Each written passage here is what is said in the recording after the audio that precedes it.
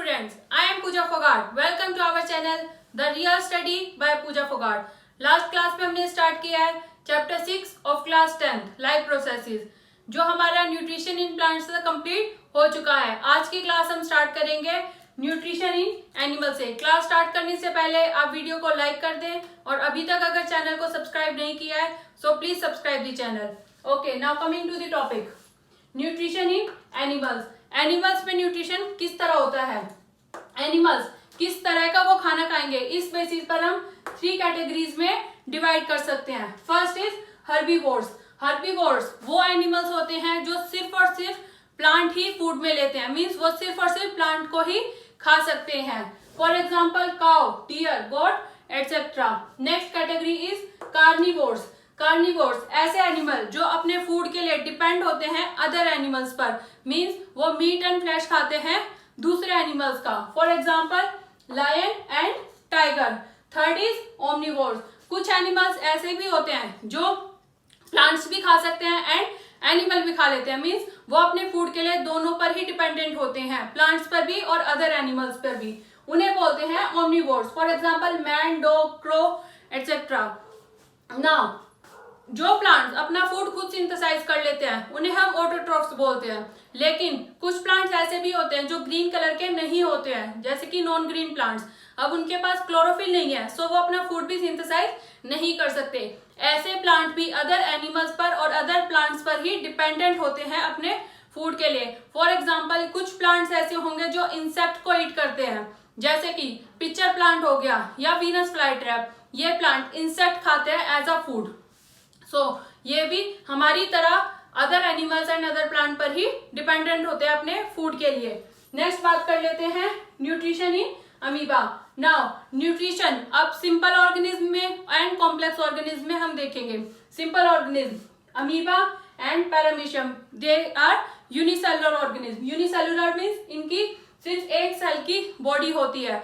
अब इस केस में न्यूट्रिशन किस तरह होगा, as we can see amoeba के पास कोई भी फिक्स्ड माउथ नहीं है अपना फूड इनटेक करने के लिए, मीन्स बाहर उसको वाटर में जो फूड है वो उसे अपनी बॉडी के अंदर ले जाना है। सो उसके लिए कोई भी फिक्स्ड प्लेस नहीं है, माउथ नहीं है। सो वो अपना फूड कैसे लेके जाएगा, वो फूड लेके जाएगा एक टेम्पररी फिंगर लाइक प्रोजेक्शन। इस तरह से फिंगर लाइक प्रोजेक्शन बनाता है वो, जिसके थ्रू अपना फूड वो अंदर लेके जाता है, और इसी फिंगर लाइक प्रोजेक्शन को बोलते हैं सीडोपोडिया। मीन्स अमीबा जिस प्रोसेस से अपना फूड बॉडी के अंदर लेकर जाता है उसे बोलते हैं सीडोपोडिया। ना फूड जाएगा कैसे, वाटर के अंदर फूड पार्टिकल है। अब अमीबा खुद एक सिंगल सेल है, यूनिसेलुलर ऑर्गेनिज्म है। सो इसका फूड भी बिल्कुल माइक्रोस्कोपिक फूड होता है जो वाटर के ऊपर सरफेस पर प्रेजेंट होता है। वो प्लांट भी हो सकता है और एनिमल भी हो सकता है, कुछ भी हो सकता है। क्या होगा, जो फूड पार्टिकल होगा अमीबा एक फिंगर लाइक प्रोजेक्शन बना लेगा जिसे सीडोपोडिया कहेंगे, और सराउंडिंग में जो वाटर होगा उसके थ्रू फूड को वो इनगल्फ कर लेता है अपनी बॉडी के अंदर। नाउ इस प्रोसेस को बोलते हैं इंजेशन।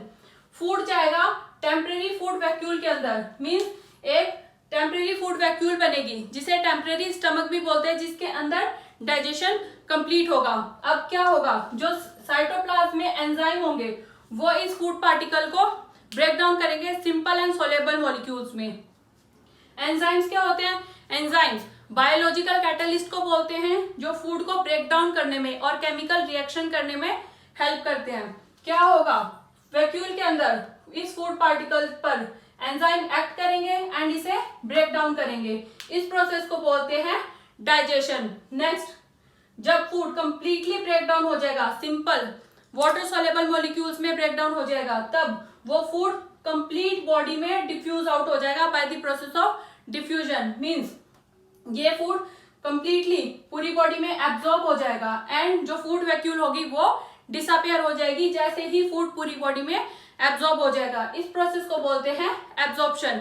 Next, assimilation. क्या होगा, कुछ पार्ट फूड का, अब फूड कंप्लीटली एब्जॉर्ब हो चुका है, पूरे सेल के अंदर फूड एब्जॉर्ब होने के बाद कुछ पार्ट फूड का ऐसा होगा जिसे अमीबा यूज करेगा एनर्जी फॉर्मेशन के लिए थ्रू रेस्पिरेशन, एंड कुछ पार्ट फूड का ऐसा होगा जिसे अमीबा यूज करेगा अपनी बॉडी की ग्रोथ के लिए।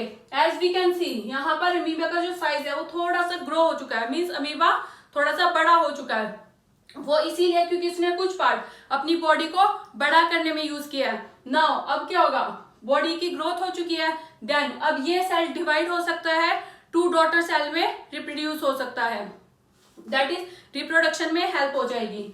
नेक्स्ट लास्ट स्टेप आता है इजेशन। नाउ अब अनडाइजेस्टेड फूड को बाहर निकालना है। जो फूड एब्जॉर्ब था, यूजफुल था, वो तो यूज हो गया, लेकिन कुछ अनडाइजेस्टेड फूड होगा, अब वो बाहर कैसे आएगा, क्योंकि हम देख सकते हैं कोई फिक्स प्लेस नहीं है एनएस की तरह की फूड वहां से बाहर आ जाए। सो क्या होगा, अनडाइजेस्टेड फूड बॉडी के अंदर ही कलेक्ट होता रहता है, एंड जब sufficient amount of food collect हो जाएगा बॉडी के अंदर, तब क्या होगी, जो सेल मेम्ब्रेन होगी वो रप्चर होगी एंड अनडाइजेस्टेड फूड बाहर फेंक देगी। ये प्रोसेस था न्यूट्रिशन इन अमीबा का। नाउ अब ये जो प्रोसेस है जिससे फूड ऑब्टेन करता है अमीबा, उस प्रोसेस को बोलते हैं फेगोसाइटोसिस। फेगोसाइटोसिस का मतलब होता है सेल फीडिंग, मींस एक सेल जो फीड करता है उसे बोलते हैं फेगोसाइटोसिस। नेक्स्ट बात कर लेते हैं न्यूट्रिशन इन पैरामीशियम। पैरामीशियम में न्यूट्रिशन किस तरह से होता है। नाउ पैरामीशियम में हम देख सकते हैं कि इसकी बॉडी पर आउटर सरफेस पर सीलिया प्रेजेंस है, हेयर लाइक स्ट्रक्चर प्रेजेंस है। यही हेयर लाइक स्ट्रक्चर हेल्प करते हैं फूड पार्टिकल को माउथ के अंदर इनगल्फ करने में। ये क्या करते हैं, back and froth movement continuously करते रहते हैं, रैपिडली इनमें मूवमेंट होती रहती है और ये इस फूड पार्टिकल को पुश कर देते हैं माउथ के अंदर। ये तो होता है इंजेशन, एंड इसके बाद के जो प्रोसेस है digestion, absorption, assimilation and egestion as it is होंगे जैसे अमीबा में हुए हैं। I hope you clear how nutrition in amoeba perform. अब आते हैं अपने नेक्स्ट टॉपिक पर, nutrition in human beings. Human beings के अंदर न्यूट्रिशन किस तरह होता है। Human beings alimentary canal and associated gland, ये दोनों मिलकर न्यूट्रिशन का प्रोसेस को कंप्लीट करते हैं। एलिमेंट्री कैनाल क्या होती है, 9 मीटर लॉन्ग एक ट्यूब होती है जो माउथ से लेके एनएस तक कंप्लीट होती है। इसी एलिमेंट्री कैनाल के अंदर फूड का डाइजेशन एंड एब्जॉर्प्शन कंप्लीट होता है। एसोसिएटेड ग्लैंड, कुछ ग्लैंड्स होते हैं जैसे लीवर हो गया, पैनक्रियाज हो गया, ये कुछ जूसेस सिक्रीट करते हैं जो डाइजेशन में हेल्प करते हैं। नाउ स्टेप्स किस तरह से होते हैं। फर्स्ट स्टेप है इजेशन, इंजेशन। इस स्टेप के अंदर क्या होता है, अब हम सभी को पता है, हम सभी के पास माउथ है जिसके थ्रू फूड हम इनटेक कर सकते हैं। माउथ के पास फूड कैसे जाता है, हम अपने हैंड को यूज करते हैं माउथ के अंदर फूड डालने के लिए। नेक्स्ट स्टेप आ जाता है डाइजेशन, माउथ के अंदर ही डाइजेशन का प्रोसेस स्टार्ट हो जाता है।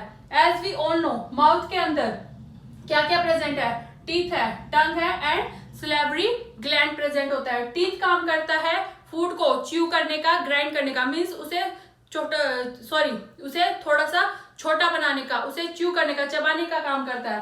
टंग हेल्प करती है फूड को रोल डाउन करने में एंड टेस्ट करने में फूड को। सलेवरी ग्लैंड क्या करती है, सिक्रीट करती है सलाइवा और एंजाइम, एंजाइम का नाम है सलेवरी अमाइलेज। यहाँ पर ये क्या करेगा, ये स्टार्च को ब्रेक डाउन कर देता है शुगर्स के अंदर। अब ये जो टीथ है, टंग है, सलेवरी ग्लैंड है, ये माउथ के अंदर प्रेजेंट होते हैं और इसे बोलते हैं mouth cavity and buccal cavity, means ये इस जगह पर प्रेजेंट होते हैं। अब माउथ के अंदर फूड बहुत कम टाइम के लिए रह सकता है, तो फूड तभी की तभी हमारा कहाँ चला जाता है, ईसोफेगस फूड को माउथ से लेके चली जाती है स्टमक में। ईसोफेगस क्या होती है, एक फूड पाइप है। फूड पाइप काम क्या करती है, माउथ से स्टमक को कनेक्ट करती है, यानी माउथ के अंदर जो फूड है उसे पास कर देती है स्टमक तक। अब ये करती कैसे है, by the use of peristaltic movement.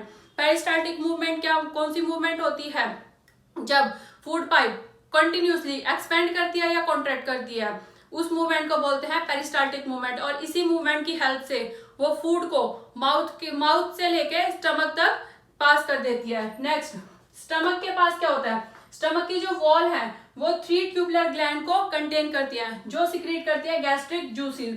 First is enzyme pepsin secrete करती है। ये जो पेप्सिन एंजाइम है ये क्या करेगा, ये ब्रेक डाउन कर देता है प्रोटीन को, जो हमारे फूड के अंदर प्रोटीन प्रेजेंट है उसे ब्रेक डाउन कर देगा स्मॉलर मॉलिक्यूल्स में। पेप्सिन जो एंजाइम है ये तभी काम करता है जब इसको एसिडिक मीडियम मिले। इसे एसिडिक मीडियम प्रोवाइड करता है हाइड्रोक्लोरिक एसिड। हाइड्रोक्लोरिक एसिड एक तो मीडियम को एसिडिक बना देगा, सेकंड ये बैक्टीरिया को किल कर देता है। हमारे फूड के साथ अगर कभी कोई बैक्टीरिया चला जाए तो उसे किल करने का काम होता है हाइड्रोक्लोरिक एसिड का। Next is mucus. म्यूकस क्या करती है, प्रोटेक्ट करती है inner lining of the stomach. अब hydrochloric acid is very strong acid, so इससे हमारा स्टमक भी जल सकता है, इसीलिए उसकी प्रोटेक्शन जरूरी है। इसीलिए यहाँ पर म्यूकस होती है जो स्टमक की इनर लाइनिंग को प्रोटेक्ट करती है। नाउ स्टमक से फूड चला जाएगा स्मॉल इंटेस्टाइन में। Small intestine 6.5 metre long tube होती है, इतनी लंबी ट्यूब है। इवन एलिमेंट्री कैनाल का सबसे लॉन्गेस्ट पार्ट स्मॉल इंटेस्टाइन ही होता है, लेकिन फिर भी इसको स्मॉल इंटेस्टाइन क्यों बोलते हैं, स्मॉल क्यों जुड़ा हुआ है इसके साथ, क्योंकि ये बहुत ज्यादा नैरो होती है, यहीं पर डाइजेशन कंप्लीट होती है। अब फूड की डाइजेशन यहाँ पर कंप्लीट होगी तो इसका सरफेस एरिया भी बहुत बड़ा होता है। बहुत ज्यादा बड़ा कैसे होता है, इसके पास विलाय प्रेजेंट होते हैं जो कंटिन्यूसली मूवमेंट करते रहते हैं, जो इसकी सरफेस को बड़ा बना देते हैं। ना अब स्मॉल इंटेस्टाइन कंटेन करती है सिक्रीशंस लीवर से एंड पैनक्रियास से। लीवर सिक्रीट करता है बाइल जूस। बाइल जूस क्या करेगा, लार्ज फैट ग्लोब्यूल्स को इमल्सिफाई कर देता है स्मॉल फैट ग्लोब्यूल्स में। इमल्सिफाई मींस ब्रेक डाउन कर देता है। ये बाइल जूस एक ग्रीनिश कलर का जूस होता है जो स्टोर होता है गॉल ब्लैडर के अंदर। पैनक्रियास क्या करता है, पैनक्रियाटिक जूसेस को सिक्रीट करता है। अमाइलेज जो ब्रेक डाउन करेगा स्टार्च को, ट्रिप्सिन जो ब्रेक डाउन करता है प्रोटीन को इनटू पेप्टोन्स, एंड लाइपेज जो ब्रेक डाउन करेगा इमल्सिफाइड फैट को फैटी एसिड एंड ग्लिसरॉल्स में। स्मॉल इंटेस्टाइन की जो वॉल होती हैं वो कंटेन करती हैं इंटेस्टाइनल जूस, सिक्रेट करेंगी। वो क्या करेंगी, जो जूस होगा इंटेस्टाइनल जूस होगा वो बहुत large number of enzyme contain करते हैं जो डाइजेशन में हेल्प करते हैं। यहाँ पर जो कार्बोहाइड्रेट होगा उसे एंजाइम ब्रेक डाउन कर देंगे इनटू ग्लूकोज, जो फैट्स होगा उसे ब्रेक डाउन कर देंगे फैटी एसिड प्लस ग्लिसरॉल्स में, एंड प्रोटीन्स को ब्रेक डाउन कर देते हैं अमीनो एसिड में। यहाँ पर जो फूड की डाइजेशन होगी वो कंप्लीट हो जाएगी, क्योंकि जो ग्लूकोज है, फैटी एसिड है या अमीनो एसिड है, ये बिल्कुल स्मॉल मॉलिक्यूल्स है एंड ये वाटर सोलेबल है, ये ब्लड के अंदर कंप्लीटली डिसॉल्व हो जाते हैं। सो यहाँ पर डाइजेशन हो जाएगी कंप्लीट। लार्ज इंटेस्टाइन का क्या काम होता है, जो अनडाइजेस्टेड फूड होगा उसमें से जो एक्सेस वाटर है उसको वो एब्जॉर्ब कर लेता है। नाउ स्मॉल इंटेस्टाइन के पास वो फूड है जो कंप्लीटली डाइजेस्ट हो चुका है। अब वो बॉडी के अदर पार्ट तक कैसे जाएगा, स्मॉल इंटेस्टाइन का जो सरफेस होगा वहां पर ब्लड कैपिलरीज कनेक्टेड होती है, वो उस फूड को कैरी करने का काम करती है। इसे बोलते हैं absorption. Absorption means digested food blood capillaries carry करेंगी other part of the body. Next assimilation, food को कंप्लीटली डिस्ट्रीब्यूट कर देती है बॉडी के कंप्लीट हर पार्ट तक, मींस हर सेल तक फूड चला जाता है। और एसिमिलेशन मींस उस फूड को यूज करना। कैसे यूज करते हैं, एक तो उसका ऑक्सीडेशन में हेल्प करते हैं, एनर्जी प्रोड्यूस करने में हेल्प करते हैं उस फूड को, बॉडी की ग्रोथ के लिए यूज करते हैं, बॉडी की रिपेयरिंग के लिए यूज करते हैं। नेक्स्ट स्टेप आ जाता है egestion. Egestion means undigested food को बॉडी से बाहर निकालना, मींस एनएस के थ्रू जो स्टूल की फॉर्म में अनडाइजेस्टेड फूड है वो बॉडी से बाहर आ जाता है। सो इस तरह से ह्यूमन बींग्स के अंदर प्रोसेस ऑफ न्यूट्रिशन कंप्लीट होता है स्टेप बाय स्टेप। अगर आपको कोई भी स्टेप समझने में प्रॉब्लम है तो आप उसे प्लीज कमेंट बॉक्स में कमेंट करें, मैं फिर से एक्सप्लेन कर दूंगी।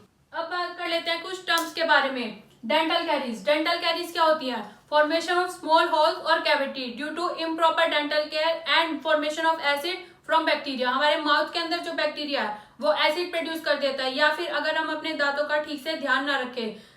इन दोनों रीजंस की वजह से हमारे दांतों के अंदर स्मॉल कैविटीज प्रोड्यूस हो जाती हैं जिसे बोलते हैं dental caries. Next term is dental plaque. Dental plaque क्या होती है, येलोइश कलर की लेयर कवर कर लेती है हमारे दांतों को, इसे बोलते हैं डेंटल प्लाक। होता क्यों है ये, अगर हम फूड हमने खाया है और उसके बाद हमने ठीक से माउथ को क्लीन नहीं किया, प्रॉपर ब्रशिंग नहीं किया है, वो फूड येलो कलर की लेयर बनकर हमारे दांतों के आउटर सरफेस को कवर करने लग जाता है, इसे ही बोलते हैं डेंटल प्लाक। और अगर ये बढ़ता चला जाए, डेंटल प्लाक कंडीशन बढ़ती चली जाए, ये फर्दर इन्फेक्शन कॉज कर सकती है, इसीलिए बोलते हैं प्रॉपर ब्रशिंग करना जरूरी है। टॉपिक होता है हमारा यहीं पर कंप्लीट। बाकी के टॉपिक इस चैप्टर में हम कंटिन्यू करेंगे अपनी नेक्स्ट क्लास में। तब तक के लिए मेरी वीडियोस को लाइक एंड शेयर करना ना भूलें। अगर अभी तक आपने अपने channel the real study by Pooja Phogat को सब्सक्राइब नहीं किया है, please subscribe the channel and don't forget to press the bell icon, ताकि मेरी सभी अपकमिंग वीडियोस का नोटिफिकेशन आपको टाइम टू टाइम मिलता रहे। Thank you so much.